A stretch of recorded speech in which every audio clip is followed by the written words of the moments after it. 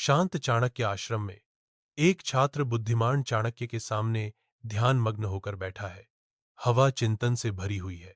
छात्र की आवाज शांति को चीरती है। आचार्य, सफल होने का पहला नियम क्या है? चाणक्य ध्यान से सुनते हैं। उनकी निगाहें प्राचीन ज्ञान से भरी हैं। उनके होठों पर एक हल्की मुस्कान है। हवा में एक लम्हा सन्नाटा छा जाता है। चाणक्य मुस्कुराते हैं, अपनी अमूल्य सीख देने के लिए तैयार। उसकी आंखें मनोरंजन से चमकती हैं, आने वाली गहरी अंतर्दृष्टि का संकेत देती हैं। धुंधले आश्रम में हवा चंदन की खुशबू और प्राचीन ज्ञान से भरी हुई है। कुलपति चाणक्य, समय की परीक्षा से अंकित एक व्यक्ति, शांत चिंतन में बैठे हैं।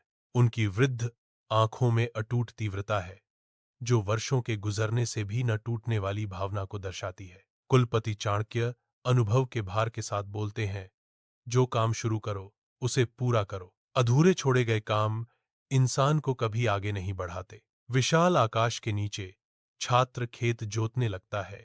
उसका माथा श्रम के बोझ से भारी है। उसका संकल्प डगमगाता है। उसके कंधे हार में झुक जाते हैं और हल धरती को छोड़ दिया जाता है। आशा जगमगाती है, क्योंकि वह दुकान में सामान व्यवस्थित करता है।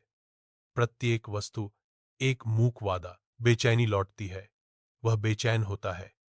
उसके सपने असंतोष की आहों में घुल जाते हैं।